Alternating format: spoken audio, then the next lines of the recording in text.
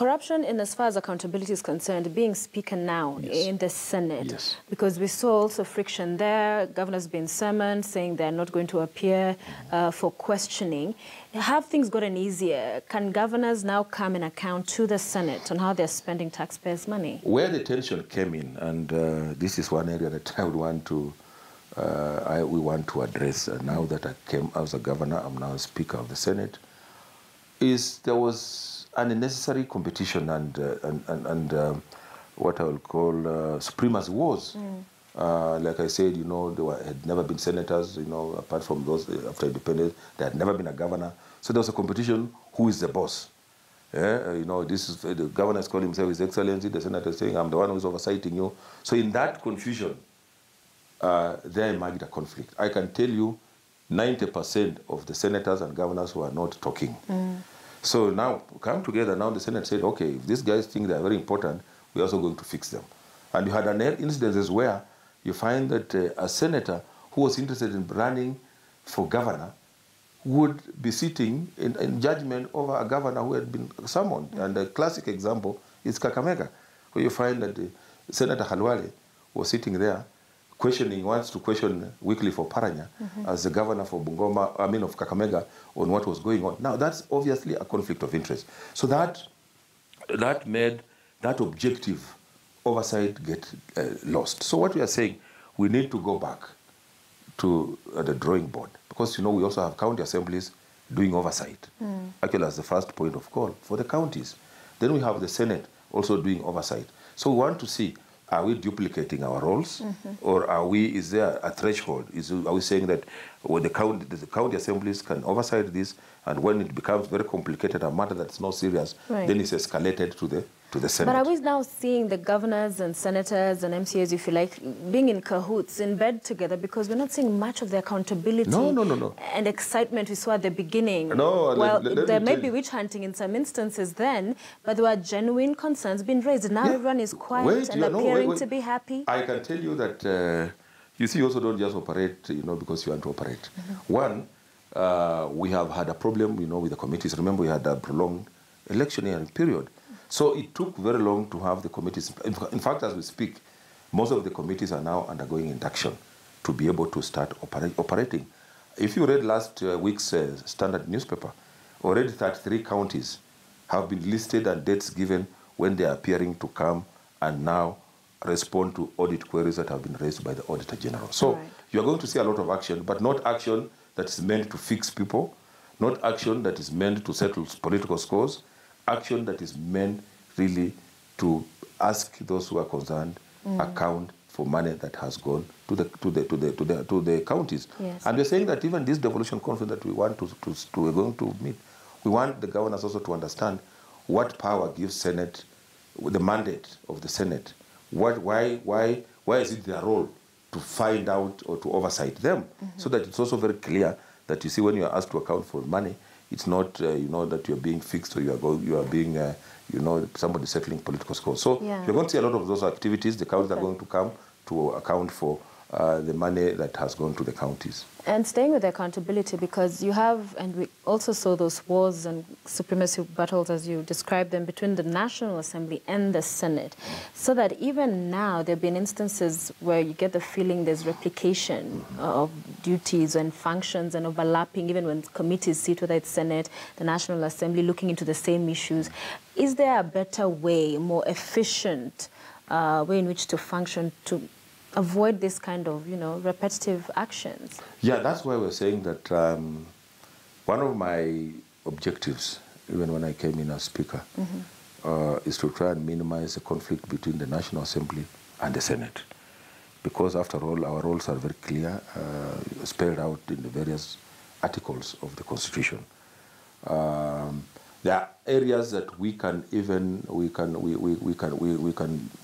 for example, a committee can jointly address an issue if it's affecting, for example, it's an issue that is affecting Mwananchi, say it's a health matter, because health is devolved, and maybe the national, for example, the issue of the Kenyatta National Hospital, health is a devolved function, so you can have maybe a joint committee between the National Assembly and the Senate, addressing the same matter, looking at it, because the objective would be one, to try and fix the problem that has arisen. But we all have our mandate. So I'm sure that we'll be able to sit down, we'll be able to come out with a way that avoids, like you're saying, duplication, a way that is facilitative, so that, both houses are functioning in a facilitative manner, and even the county assemblies, we are also assisting them, facilitating them to perform their functions as stipulated in the Constitution. So what would you say was your success as Governor Bungoma, the one thing that, looking back, you'll always remember as, that's my legacy right there? One, of course, I set up structures. And when I was the governor, one of the things that I promised to do was to ensure that there was cohesiveness in Bungoma. Bungoma is a cosmopolitan county. It has Bukusus, who are the majority. It has Sabots, it has Tachonis, it has Tesos, it has Baturas. I picked my deputy from Mount Elgon, and that brought a lot of peace for the period that I was there as the governor. I'm not saying that what is happening in Mount Elgon now is as a result of the deputy not coming from there, but I'm just saying that for that period, there's a lot of cohesiveness in Bungoma. So that's one thing that I achieved, was that there was peace in the whole county. Two, infrastructure development. I'm telling you, can go there, there's even a road named after me, not by myself, but those who are the borders who call it Lusaka Road. It was a footpath. By the time I left, it had tarmac. It is one of the bypasses. If you don't want to go through Kandui, you can use it to go to other places. I was also putting up a high-altitude training center in Mount Elgon. Phase 1 was complete. The state of the art. It's the only one in this republic. All the other public high-altitude training center for athletes, because Mount Elgon also produces athletes. In fact, some of them are in Australia. So in terms of, even in terms of infrastructure, in terms of agriculture, food security, I started a support program where vulnerable groups get free fertilizer, free seeds, just to ensure that we have food security. And health, of course, Bungoma never had a casualty wing. At least as we speak now, the casualty wing is complete. It's almost operational. So there are things that I work with in my head, high up that I did, yes. You've talked about cohesiveness, and I want to talk a little bit more about that, because we've time and again heard about the elusive Luya unity. And now, following the elections, we're seeing realignments happening with the leaders from that region, saying that, the leaders there have, and the people in that region have been, quote-unquote, taken for granted, as far as getting others into power. So that the question then becomes, devolution, has it got just further played into entrenching tribalism, so that we're still talking about kingpins, we're still talking about, let's find a leader for the Luya that will unite us all? Wasn't devolution to bring power, resources close to the people, but we're still one, and yet it feels like people are just going to their corners? Maybe let me start with what you're just finishing with. That's why you are seeing, and that started when I was a governor, economic blocks, that several counties are now coming together to form a block of a region. For example, Western and Nyanza, so that there's no need of duplicating what another county is doing. If you are good in, Kisumu has an international airport. Why do we put up another international airport next 50 meters away from there? We can utilize Kisumu airport, and yet Bungoma, if it's good in maize production, you put up a maize mill, a big maize mill in Bungoma, so that everybody else who is doing maize can then go to Bungoma. Kakamega has sugarcane, Mumias. They're doing very well, so that you promote Mumias sugar. But now, talking about Luya, this saying Luya unity and whatever, you see the problem I have with that is that Luya unity must rotate around certain people. When they are not the ones, then there's no Luya unity. Like others don't belong, the others are not Luyas. So that you find when you go and you hit a brick wall, then you start saying, oh, now let us have Luya unity. Luya unity to do what? We must first of all understand, why do we want to unite? Do you want to unite to propel somebody to power? Do you want to unite to have an economic power? And that's why we must redefine that thing, otherwise it will continue being elusive. And like I said, Luyas cannot isolate themselves alone and say, we are uniting. Like I told him the other day, you cannot have a Mulembe party. First of all, when you talk about Mulembe party, we have Sabots in Bungoma. You have Tesos in Bungoma. Where are they going to go? Because they don't belong to Mulembe. So, when you must network, build bridges of friendship with other communities, then also see how you can help each other to then get to power. I can tell you that people have never voted for a Luya anywhere. And yet they are now championing at let's have Luya. And when they are not the ones, then Luya unit has collapsed. So we must redefine the Luya unit business and just also work with other communities and look at partners that you can work with if we want to ascend to political power. Yeah. But otherwise, I think that devolution is a good thing. You know, it was meant to make people participate in their own decisions. Resources were coming down to the people. People would be able to prioritize what they want, so that you know it's not somebody sitting in Nairobi and deciding that the Bungoma or Kakamega needs a hospital when actually the critical problem is water. Okay, so then would you say your failure to return as governor of Bungoma was an indictment on you being the CEO of that county for the period you were?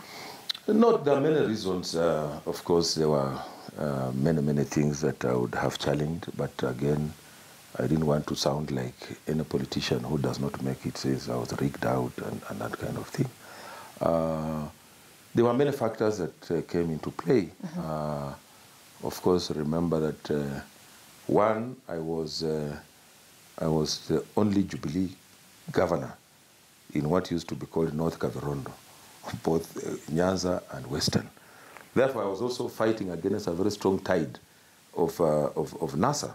But again, you see why I'm saying that there are many things, but I didn't want to get into it. Maybe God meant for me, wanted me to get a better position, because as we speak now, I'm better off. You know, sometimes you may think you are striking a frog, kumbe you are assisting it to jump further.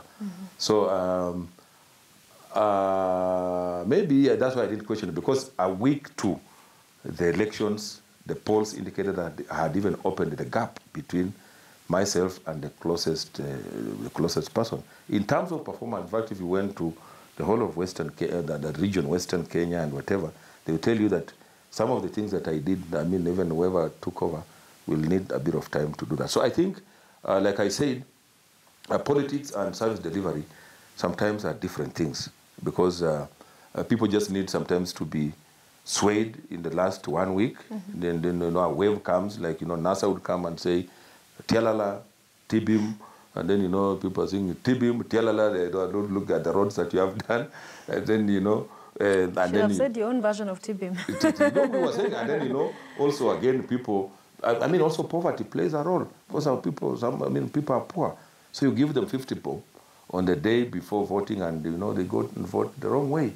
They start regretting the next day that we made a big mistake. So I think, for me, my conscience is very clear that I did my best as the first governor of Bungoma. And the people of Bungoma will remember for a long time that once there lived a governor who gave them tarmac where there was no tarmac.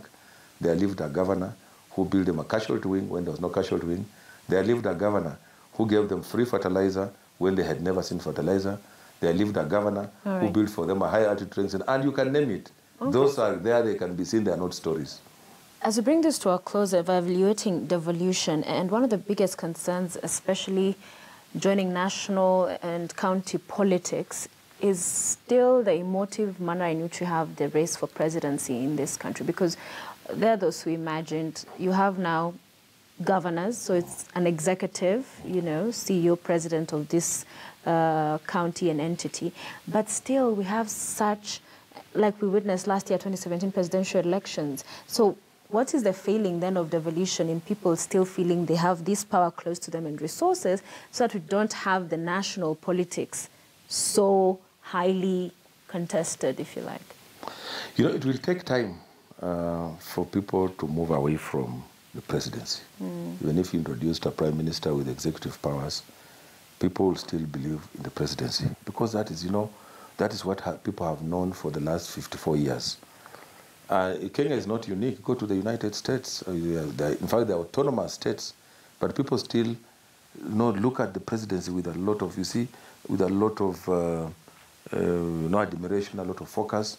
That's why you see, like, even Trump now, everybody's, you know, monitoring what Trump is doing when Obama was there and other presidents. So it's also going to take a bit of time before people move away from presidents. Of course, we expected, you know, everybody's expectation was that now that resources are going to be at the counties. Yes. The Mwananchi in Bungoma will not need the president because he'll get water, he'll get everything there. But again, the institution of the presidency is still revered. You know, it's still held in very high esteem in the minds of the people. So it's going to take a long time, and it's, we are not the newer, we are not reinventing the wheel. Like I've said, it happens in all democracies that have been used to this kind of system. Yeah. So on a scale of 1 to 10, 5 years on, how is devolution doing? I think devolution is working. I can tell you for sure that there are a lot of changes that have happened in counties that have made a difference in people's lives. And I want to invite those who will be coming for the devolution conference. Normally, counties will be displaying what they have done. They will be showcasing what has happened. And you'll be amazed at what has happened. I'm telling you, there are areas in Bungoma, for example, Cheptais, they had never seen tarmac. If you asked a child in Cheptais 4 years ago what tarmac looked like, he would maybe tell you it's blue, because they don't know that tarmac is black. That is something that has happened in their lives. There are women who had never planted using fertilizer. They are now using fertilizer. There are people who had never, for example, a cesarean had never happened in Mandera. The first cesarean happened during the devolution. But there's still room for improvement. There's still room for improvement, of course, In fact, if you asked me, Kenya has moved very fast. It's just that our people like picking on negatives. Your goalkeeper has saved very many goals in 89 minutes. He concedes one goal, in the 90th minute he will be condemned for the rest of his life. You have forgotten all the 89 minutes that he has saved the team.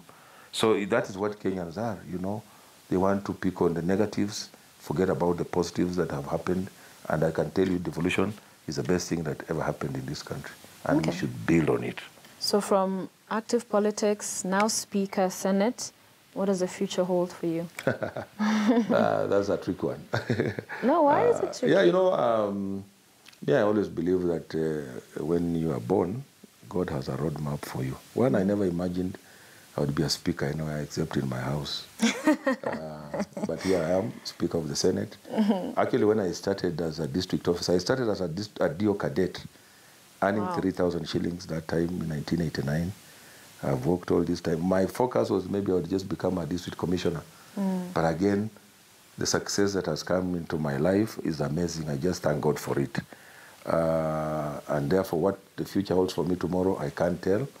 But of course, everybody... Run for president, everybody hopes to go up, to go higher. That will be my aspiration. If one day God wishes that I go higher, of course, whom am I to say no?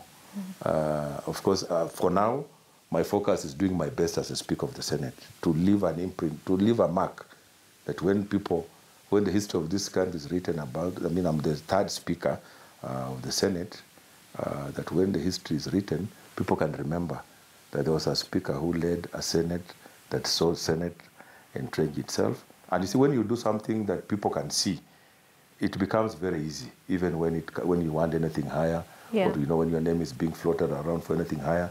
If you have performed, you will not struggle. But if you have not performed, then it will be very difficult, even if you wish to be the president. Who will vote for a president who cannot deliver anything? So I think for me now is to focus on what they have given me, and I thank the president and the deputy for giving me an opportunity, and the Jubilee Party for giving me an opportunity to serve in this office of high calling. So I'll do my best and hope for the best. And we wish you the best. Thank you so much for making the time to speak with us. Thank you. Thank you.